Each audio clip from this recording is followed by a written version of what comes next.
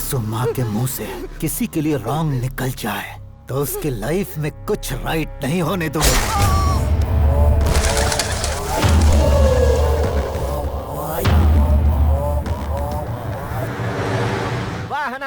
देवताभ्यो नमः। ये सब क्या है? मैनेजमेंट ने स्टाफ के लिए प्रोवाइड किया है मैडम। ये सब चेयरमैन के ऑर्डर पर हुआ है मैडम।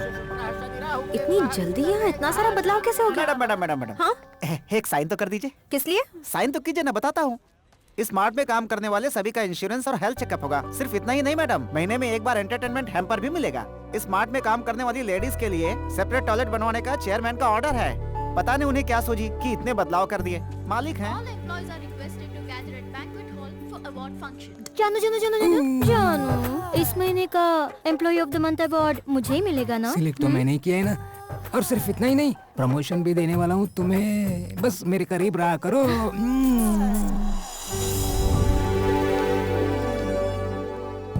इस बार employee of the month award के लिए हमारे चेयरमैन साहब ने खुद उसे सेलेक्ट किया है।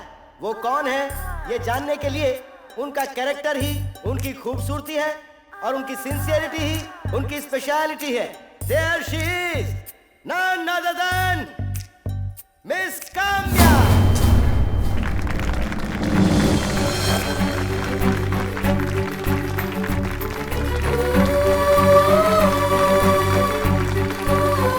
अब इस अवार्ड को हमारे चेयरमैन साहब खुद काम्या को देंगे। अब तक आपने जिस चेयरमैन साहब को नहीं देखा है, अब आप उन्हें देख सकते हो। Kindly welcome chairman of Dharma group of companies, Chandrashekhar धर्मा।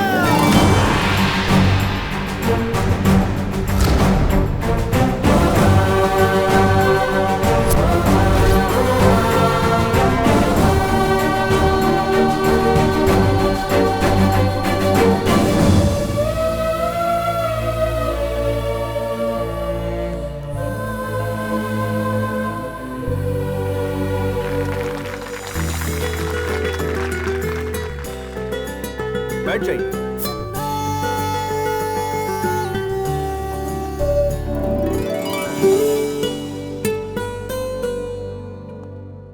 कई बार ऊपर से देखने पर ये आंखें छोटी चीजें देख नहीं पाती, तो हम सोचते हैं कि सब ठीक है।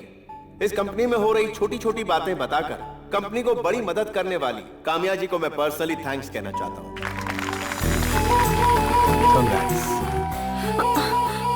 सर, मैंने वो अनजाने में कह दिया। तुमने जो अपनी ईमानदारी दिखाई है उसी के लिए ये अवार्ड मिला है, तो पार्टी तो बनती।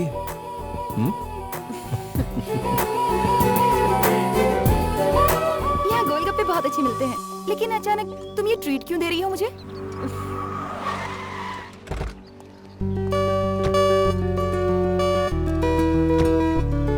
हाय।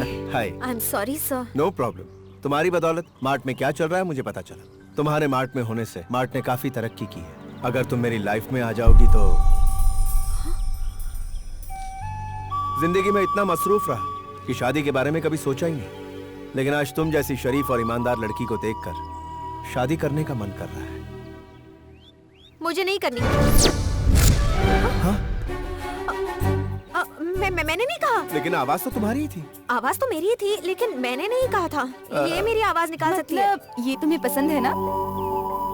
अचानक इस तरह शादी की बात हो तो जनरली हम जैसी लड़कियां घबरा जाती हैं, लेकिन आज आपने जो कुछ भी किया वो सब देखने के बाद आपको हाँ ही कहना है, क्योंकि ना कहने की कोई वजह नहीं है।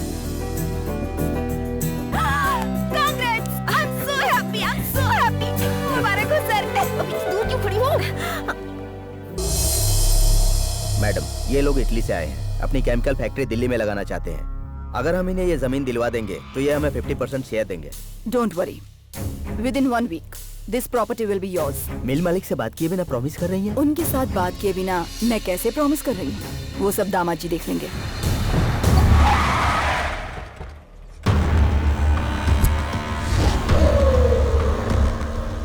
दिल्ली सिटी के प्राइम लोकेशन में इस तरह की ह्यूज प्रॉपर्टी मिलना किस्मत की बात। No more discussion.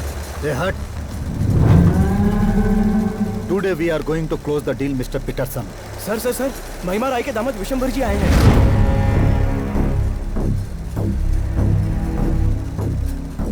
आप लोगों की तारीफ। तुम्हारी फैक्ट्री की 25 एकड़ जमीन इन्हें चाहिए।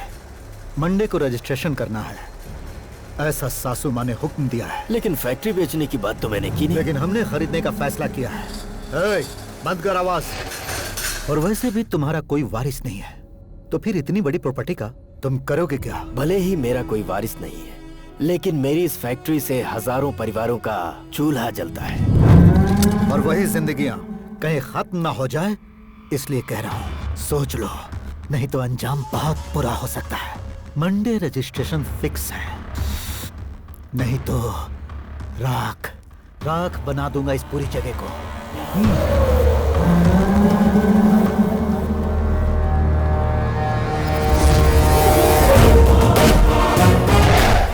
बड़े बुजुर्गों से बदतमीजी से बात करना गलत है। चुप, कौन है बे तू? तेरा इससे क्या लेना देना? मुझे जानने वाले हर किसी से मेरी पहचान होती है, चाहे वो मिट्टी हो, ये मिल हो या मनुष्य। बड़ा दमदार डायलॉग देता है। हमसे इस तरह बहस करके पब्लिसिटी पाना चाहता है। पब्लिसिटी? और मेरी? तुझ जैसे टुच्चे लोग पब्लिसिटी के पीछे भागते हैं, लेकिन मैं जो करूं वही पब्लिसिटी है। जब तक ये मिल मुझे हैंड ओवर नहीं होगी, मुझे कोई नहीं रोक सकता। मेरा असली नाम चंद्रशेखर, अंदर से मेरी आत्मा है डिक्टेटर। अगर तू इतिहास बनना चाहता है तो मुझे टच करके देख। हेलो हाँ जी जी।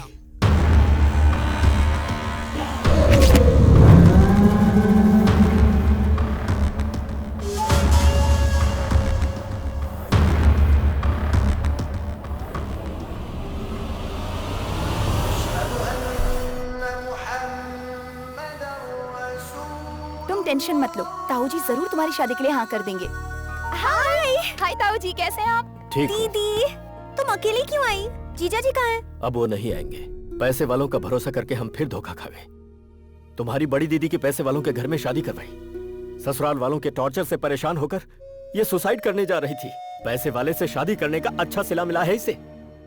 अब वो अपने अहंकार की वजह से इसे इसके बच्चों के साथ सड़क पर छोड़ गया है। उम्मीद है कि तुम इसकी गलतियों को दोहराओगे नहीं, वरना मैं टूट जाऊंगा। बताओ बेटी, कौन है वो? डैडी, मैं जिससे प्यार करती हूँ, लगता है वो आ गए हैं। मैं उन्हें लेकर आती हूँ। डैडी को पता चलेगा कि ये करोड़पति है तो वो मना कर देंगे। तुम्हारे पापा आ गए? हाँ। रुको रुको, पहले मुझसे एक वादा करो। कैसा वादा? पहले वादा करो। ठीक है, वादा हाँ। किया। अब बताओ क्या है? अब तुम्हें 3 चीजों का ध्यान रखना होगा, ओके? नंबर 1, तुम करोड़पति नहीं हो, मेरे साथ काम करो। नंबर 2, तुम्हारे पापा नहीं हैं, तुम एक अनाथ हो। नंबर 3, पैसे वाले लोगों से तुम नफरत करते हो। ये सब क्या है? तुमने मुझसे वादा कर लिया है, बस। ठीक है। उसने अपने मालिक को एक नौकर बनाकर परिचय करवाया। Very interesting. कोट ठीक से पहनो। भैया, ये मेरे ताऊ जी का लड़का है। जी नहीं, चाचा का लड़का हूँ। जो भी हो, भाई हो ना। ये लोग कौन है? अपनी डिटेक्टिव गिरी बंद करो। हाँ ठीक है, हो जाएगा। हाँ हाँ। ये चंदू हैं, मेरे साथ कंपनी में काम करते हैं। नमस्कार। और ये हम दोनों के बॉस हैं। अच्छा, एम्प्लॉय की शादी की बात करने के लिए बॉस क्यों आया है? Something is fishy. वो क्या है ना, मैंने इसकी माँ से वादा किया था कि इसकी शादी में पॉम्फ्रेट खिलाऊंगा, बस इतना ही फिशी है। लेकिन बेटा, माँ कहाँ से आ गई? तुम तो अनाथ हो ना? वही तो ताऊ जी, अनाथ होगी भी माँ तो होती ही है ना। बिना मदर के अनाथ कैसे बनेंगे? सर, इन्होंने भी सही कहा है। ये क्या? खुद सर होके इन्हें सर क्यों कह रहे हैं? हमारी ऑफिस में सब एक दूसरे को सर और मैडम कहते हैं। मुझे भी मैडम कहते हैं। इसमें कुछ तो झोल है ताऊ जी, सोच लो। तू चुप कर। बेटा, तुम्हारी सैलरी कितनी है? 50 तक मिल जाती है। मेरी बेटी से कम है। तुम में अकल भी कम है। हेलो, हाँ जी, पीएफ चंद्रशेखर स्पीकिंग।